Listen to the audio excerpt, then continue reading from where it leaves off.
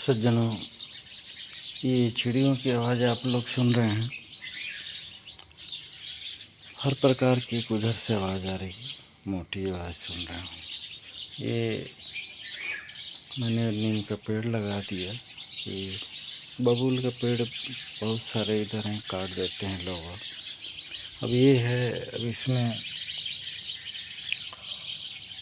ये चाहे तो घोंसला बनाना आता है, लेकिन ये घोंसला इसलिए नहीं बनाती हैं, पता नहीं क्या है। शायद समूह में रहना चाहती हैं और मिल कर के आपस में। गौरैया हैं, रोज़ यहाँ इनको भोजन पानी दिया जाता है। ये बबूल के पेड़ में बेचारी रहती हैं, ठंडी बारिश गर्मी सब झेलती हैं। और जब इनको बच्चा देना रहता है तभी ये घोंसला कहीं बनाती हैं। इनकी भी प्रजाति अब घोंसला उतना नहीं बन पाता है, धीरे धीरे नष्ट हो रही है। ये बात मैं यहाँ पर इसलिए ये वीडियो बना रहा हूँ कि ज़रा सोचिए, अब जब से संसार बना है तब से ये भी बनी हैं और प्राकृतिक नियम धर्म पालन करती हैं, बिना कोई वेद शास्त्र बाइबिल कुरान आदि पढ़े, बिना किसी मुल्ला मौलवी पादरी के पास जाने। कोई नहीं सिखाया इनको, केवल इनके जो खुद सिखाते होंगे अपने बच्चों को। यानी पहले के हमारे बाप दादा भी तो ऐसे ही धर्म पालन करते थे। इतने मंदिर मस्जिद चर्च गुरुद्वारे नहीं थे, केवल सिखाया जाता था धर्म।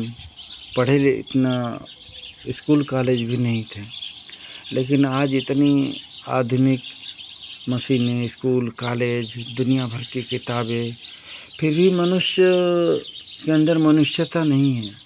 आज देख रहे हैं कि छल कपट बेईमानी मार काट हिंसा चोरी लूट भ्रष्टाचार आतंक, मनुष्य को मारना, जीव हत्या करना, पेड़ पौधों को काट देना बेरहमी से, उनको खा जाना। तो आखिर में मनुष्य के अंदर इतने ज्ञान विज्ञान होने के साथ मानवता आनी चाहिए कि दानवता आनी चाहिए। क्योंकि पहले के लोग प्राकृतिक नियम धर्म खान पान उनका रहता था, प्रकृति भी साथ देती थी, प्राकृतिक जीवन था और अच्छे से रहते थे, सुखी से रहते थे। आज इतनी सुविधाएं होने के बाद भी इंसान दुखी परेशान है। तो हमें कौन सा जीवन जीना चाहिए? प्राकृतिक जीवन जीना चाहिए, खान पान करना चाहिए कि आधुनिक शैतानी वाला जीवन जीना चाहिए और खान पान आदि करना चाहिए? इस पर हमें विचार करना चाहिए। क्योंकि आज मनुष्य देख रहे हैं कि मनुष्यों को मारने के लिए बम, परमाणु बम, क्या क्या सब चीज़ें बना करके रखा है और आज नहीं कल चलेगा।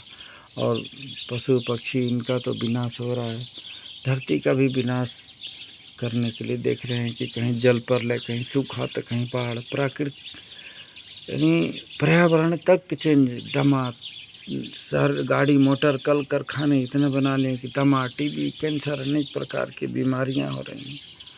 शहरों नगरों में रहना मुश्किल हो गया, पेड़ पौधों को नष्ट कर दिए, पशु पक्षी कितने नष्ट कर दिए। तो हमें इन सब चीज़ों पर विचार करना पड़ेगा, सुधारना पड़ेगा, तो ही धरती और मानव जीवन सुरक्षित रह पाएगा। हमें जो सनातन धर्म ईश्वर ने बना करके दिया है उसको पालन करना पड़ेगा, उस पर चलना पड़ेगा, तभी हम सही से अपना जीवन जी पाएंगे, सुखमय जीवन जी पाएंगे और सुरक्षित रह पाएंगे। जय श्री कृष्ण।